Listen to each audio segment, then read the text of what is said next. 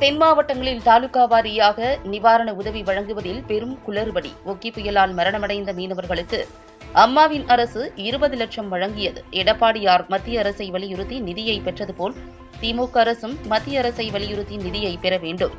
சட்டமன்ற எதிர்க்கட்சி துணைத் தலைவர் RB உதயகுமார் பேட்டி. மதுரை மாவட்ட அம்மா பேரவை சார்பில் எடப்பாடியாரின் சார்பாக தூத்துக்குடி மாவட்டத்தில் ஏரல் பகுதியில் பாதிப்படைந்த 1000 குடும்பங்களுக்கு அரிசி, சேலை, கைலி, கோதுமை மாவு உள்ளிட்ட நிவாரணப் பொருட்கள் அடங்கிய 1000 பெட்டிகளை சட்டமன்ற எதிர்க்கட்சி துணைத் தலைவரும் கழக அம்மா பேரவை செயலாளருமான RB உதயகுமார் அனுப்பி வைத்தார். இந்த நிகழ்ச்சியில் முன்னாள் சட்டமன்ற உறுப்பினர்கள் தமிழரசன், MP கருப்பையா, மாநில அம்மா பேரவை நிர்வாகிகள் வெற்றிவேல், தனராஜன், மாவட்ட கழக பொருளாளர் திருப்பதி, மாநில MGR மன்ற துணை செயலாளர் ராமகிருஷ்ணன், ஒன்றிய கழக செயலாளர் அன்பழகன், ராமையா, அரியூர் ராதாகிருஷ்ணன், உசிலை டாக்டர் விஜயபாண்டியன், சிங்கராஜ பாண்டியன் உட்பட பலர் உடனிருந்தனர். பின்னர் RB உதயகுமார் கூறுகையில், வடகிழக்கு பருவமழையின் போது நமக்கு 44% மேலே குடிநீர் தேவையை பூர்த்தி செய்கின்ற வகையிலும் நம்முடைய மழைப்பொழிவு நமக்கு கிடைப்பது எல்லோரும் அறிந்த ஒன்று. அதை நாம் முறையாக கிடைக்கின்ற மழைப்பொழிவை சேமித்து வைத்து பாதுகாத்து வைத்து அதை மக்களுக்கு கோடை காலத்தில் பயன்படுத்துவது காலங்காலமாக கடைபிடிக்கப்பட்டு வருகிற நடைமுறை. இந்த திராவிட முன்னேற்ற கழக அரசு பொறுப்பேற்ற நாள் முதலாக ஏறத்தாழ இந்த 2.5 ஆண்டுகளிலே இந்த ஆண்டுதான் வடகிழக்கு பருவமழை நமக்கு முழுமையாக கிடைக்கக்கூடிய ஒரு வாய்ப்பு இருக்கிறது. பொதுவாக அக்டோபர், நவம்பர், டிசம்பர் 3 மாதங்களிலே பெய்கிற வடகிழக்கு பருவமழை இந்த ஆண்டு ஜனவரி மாதம் வரை மழைப்பொழிவு இருக்கும் என்று வானிலை ஆய்வு மையம் எச்சரிக்கை செய்துள்ளது. ஏற்கனவே சென்னையிலே மிக்ஜாம் புயலின் போது கோட்டை விட்ட திமுக அரசு தூத்துக்குடி, திருநெல்வேலி, கன்னியாகுமரி, தென்காசி உள்ளிட்ட 4 மாவட்டங்களிலும் முன்னெச்சரிக்கை நடவடிக்கை எடுக்காத காரணத்தினால இன்றைக்கு இந்த 4 மாவட்டங்களும் தனித்தீவு போல் துண்டிக்கப்பட்டிருக்கிறது. ஒரு பூகம்பம் வந்தால் எப்படி அந்த பகுதி சிதலமடைந்து இருக்குமோ அதுபோன்று இன்றைக்கு தூத்துக்குடி மாவட்டம் சிதலமடைந்து இருக்கிறது. குறிப்பாக ஏரல் பகுதி, அந்த பகுதியெல்லாம் தனியாக துண்டிக்கப்பட்டிருக்கிறது. இதற்கு என்ன காரணம்? இது நாம் எல்லா மக்களும் கேள்வி கேட்கின்றார்கள்.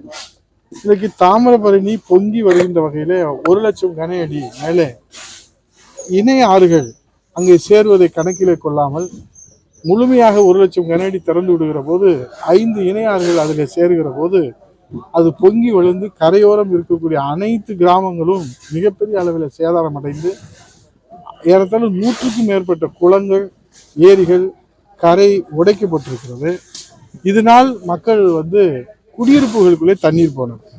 இந்த குடியிருப்புகள் ஊருக்குள் தண்ணீர் புகுந்த காரணத்தினால உயிரிழப்பு ஏற்பட்டிருக்கிறது, பயிர் சேதம் ஏற்பட்டிருக்கிறது. குறிப்பாக வாழை, வெற்றிலை கொடி, நெல் போன்ற பயிர் சேதம் அனைத்து. இப்ப ஏரல் பகுதி ஒரு மிகப்பெரிய வியாபார ஸ்தலம், எலக்ட்ரானிக் பொருட்கள். மாண்புமிகு புரட்சி தமிழர் ஐயா எடப்பாடியார் அவர்கள் மழை பொய்து கொண்டிருக்கிற போதே நேரிலே சென்று அந்த மக்களை சந்தித்து ஆறுதல் சொல்கிற போது அந்த ஏரல் பகுதியில மிகப்பெரிய அளவில் பாதிப்பு என்பதை அவருடைய கவனத்துக்கு கொண்டு சொன்னார்கள். இப்படி உயிர் சேதத்தையும் பொருட்படுத்தவில்லை, பயிர் சேதத்தையும் பொருட்படுத்தவில்லை, உடைமைகளை இழந்ததையும் பொருட்படுத்தவில்லை. மக்கள் இன்றைக்கு துயரப்படுவதில் இந்த அரசு பொருட்படுத்தாமல் இருப்பது வேதனை அளிக்கிறது.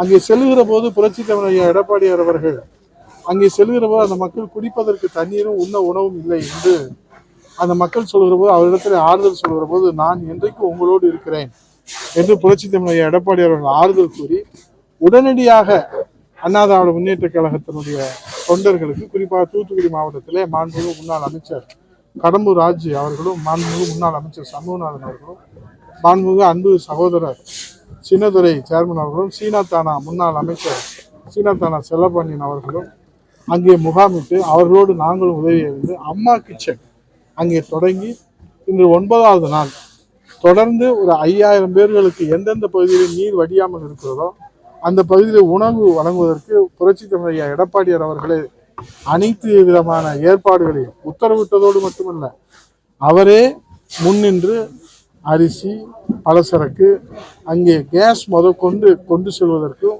உரிய ஏற்பாடுகளை செய்து கொடுத்தார்கள்.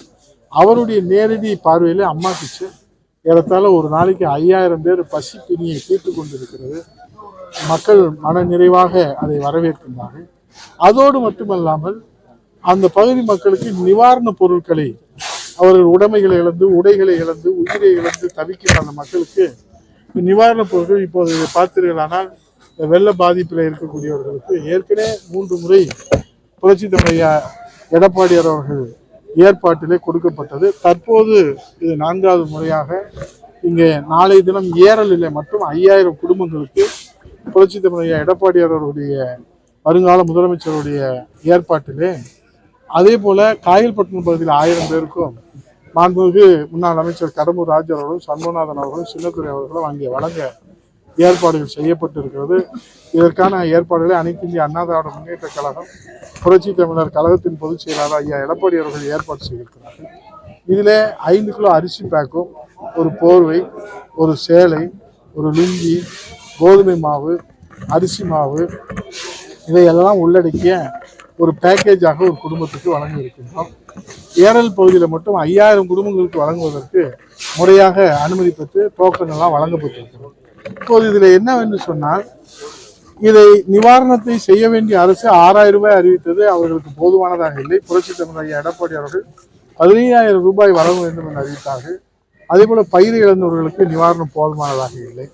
அதே போன்று தீர்மானத்திலே பொதுக்குழு, செயற்குழு, வரலாற்று சிறப்புமிக்க புரட்சி தமிழர் ஐயா எடப்பாடி அவர்கள் பொதுச் செயலாளராக பொறுப்பேற்று முதலாக நடைபெறுகிற அந்த பொதுக்குழுவில் மத்திய அரசை வலியுறுத்தி ஏற்கனவே கொடுக்கப்பட்ட நிதி, ஒவ்வொரு ஆண்டும் பேரிடர் மேலாண்மை நிதிக்காக கொடுக்கப்பட்ட நிதி சிறப்பு நிதியாக உடனடியாக இந்த மக்கள் துயர் துடைப்பதற்கு வழங்க வேண்டும் என்று வலியுறுத்தி தீர்மானம் நிறைவேற்றப்பட்டிருக்கிறது.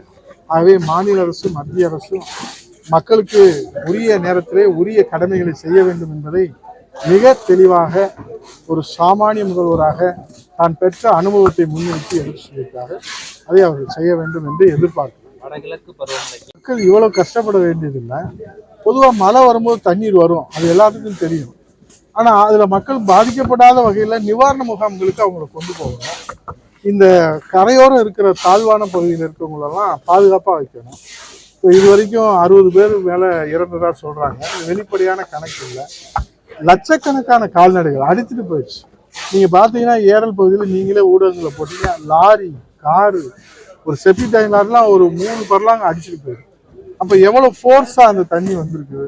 அது மழை பெஞ்சா தண்ணி வரும். இது ஒன்றும் யாரும் பார்க்காத ஒன்றும் இல்லை, உலக நாடு பூரா நடக்கும். ஆனால் இந்த மக்களை பாதுகாப்பாக வைக்கணுமே. எத்தனை பேர் அடித்து செல்லப்பட்டது, பயிர்கள், உயிர்கள் எல்லாம் சேதமாகுது. இதை நம்ம தனிச்சிருக்கலாம், குறைச்சிருக்கலாம் அப்படின்றது தான் மக்களுடைய எதிர்பார்ப்பு இருக்குது. அது இந்த அரசு தோல்வி அடைந்த காரணனால நிறைய சேதாரம் ஏற்பட்டிருக்குது. முன்னெச்சரிக்கை நாங்கள் வந்த நாள்ல இருந்து அங்கேயே முகாமிட்டு சுற்றி வரோம். ஒரு தாலுகால 6000ன்றாங்க, இன்னொரு தாலுகால 1000 ரூபான்றாங்க. ஒரே மாவட்டத்தில். இப்போ தென்காசி முதல்ல அறிவிக்கிற போது என்ன சொன்னாங்க, தென்காசி திருநெல்வேலிக்கு ஒரு முறையும், கன்னியாகுமரிக்கு ஒரு முறையும், திருநெல்வேலி தூத்துக்குடிக்கு ஒரு முறையும் 6000 சொன்னாங்க. ஆனால் இப்போ என்ன சொல்றாங்க, தாலுகா வாரியா எடுத்து ஒரு மாவட்டத்திலே மக்களை பிரித்து பார்க்க. அது மட்டும் விதிக்கப்பட்டவங்கள போய் எப்படி நீங்க விதிமுறைகளை வச்சு கணக்கு எடுக்க முடியும்? இது மாதிரி ஒரு அணுகுமுறையை தமிழ்நாட்டு மக்கள் சந்தித்ததே இல்லை. இது ஓரவஞ்சனை செய்யக்கூடிய, பாகுபாடு, பிரித்து பார்க்கக்கூடிய ஒரு சூழ்நிலை. எல்லோருக்கும் பாதிக்கப்பட்ட எல்லோருக்கும். அதிமுக இந்த நிவாரண பொருட்களை அதிகமா கொடுக்குற மாதிரியாக ஆளுங்கட்சி சரியா கொடுக்கல அப்படின்னு சொல்லி பல கிராமங்கள்ல போராட்டம். நீங்க களத்துல போய் பாத்தீங்கன்னா பொதுச் செயலாளர் மழை பெஞ்சுக்கிட்டு இருக்கிற போது அவருடைய அறிக்கை வெளியே வந்தது. என்ன சொன்னாரு, உடனடியாக அண்ணா திராவிட முன்னேற்ற கழகத்தினுடைய தொண்டர்கள் களத்திலே நீங்கி வெள்ளத்தால் பாதிக்கப்பட்ட, மழைநீரால் பாதிக்கப்பட்ட மக்களுக்கு தோளோடு தோல் கொடுத்து துணி நிற்க வேண்டும் என்று அவருடைய அந்த வாக்கை வீச்சிலே பணியாற்றுறது. இப்போ நாங்கள் இங்கே முன்னாள் எம்எல்ஏ தமிழரசு இருக்காரு, மாநில செயலர் வெற்றிவேல் இருக்காரு, மாநில செயலர் தன்ராஜ் இருக்காரு, டாக்டர் விஜயபாண்டி இருக்கிறாரு, அங்கேயே முகாமிட்ட ராதா ஒட்டியச்சார் இருக்கிறாரு, இங்கே தம்பி எல்லா அன்பழகன் இருக்கிறாரு, இங்கே ரகு இருக்காரு. எல்லாருமே நாங்கள் அங்கே முகாமிட்டு அங்கேயே ராத்திரி பகலாக இருக்கோம். உணவுலாம் அங்கேயே பாதிக்கப்பட்ட டிராக்டரில் கொண்டு போய் கொடுக்குறோம், போட்டில் கொண்டு போய் கொடுக்குறோம். இதெல்லாம் எங்கள் பொதுச் செயலாளர் எங்களுக்கு அறிவுறுத்திட்டே இருக்கிறார். அதன்படி அந்த நடவடிக்கைகள் இருக்குது.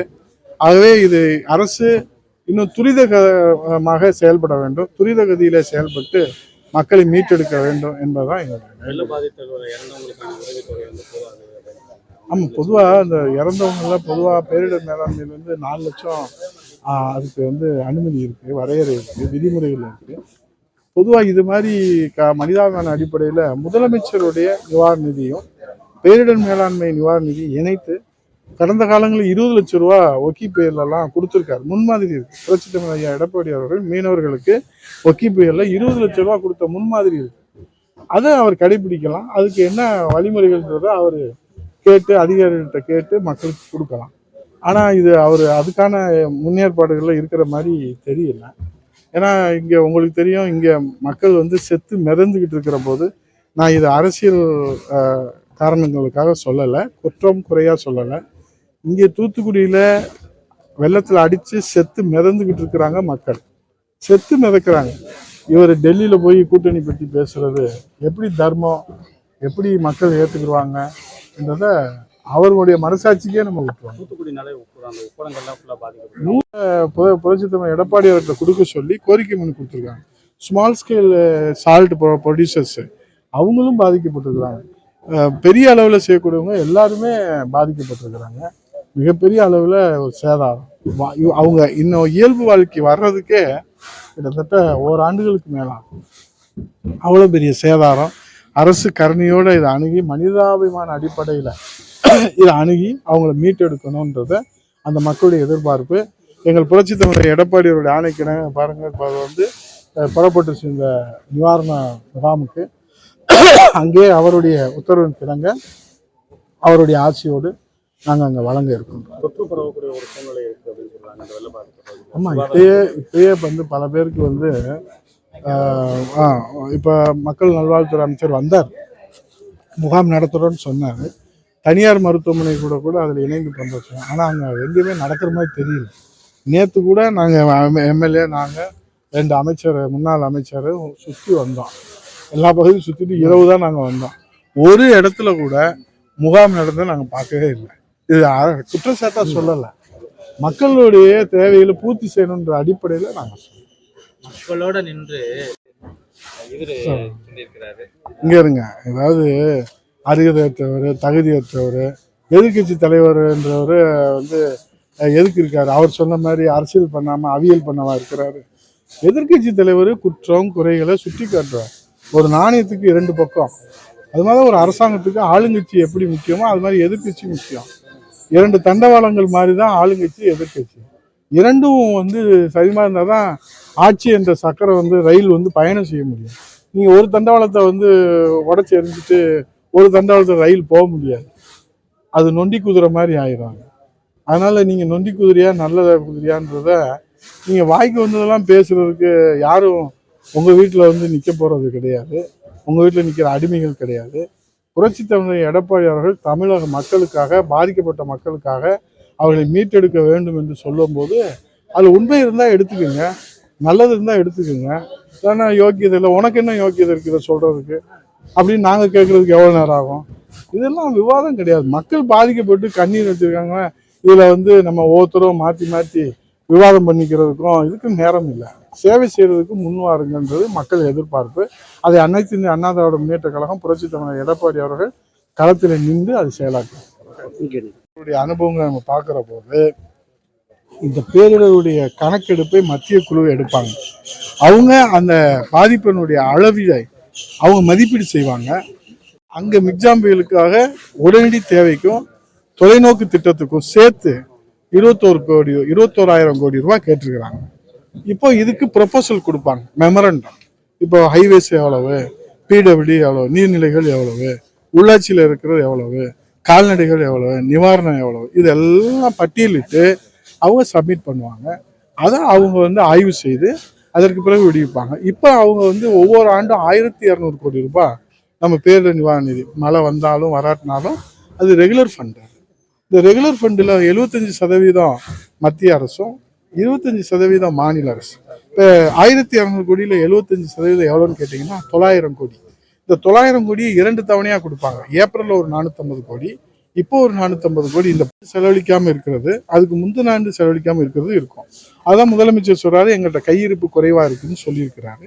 அது வந்து சிறப்பு நிதி. இப்போ நம்ம எதிர்பார்த்து மத்திய அரசிட்ட இருந்து சிறப்பு நிதியாக பாதிக்கப்பட்ட மக்கள் துயதுடைப்பதற்காக இந்த பாதிப்பினுடைய அளவீடுகளை மதிப்பீடு செய்து அதற்கு முறையாக அவங்க வழிமுறை வச்சிருக்காங்க.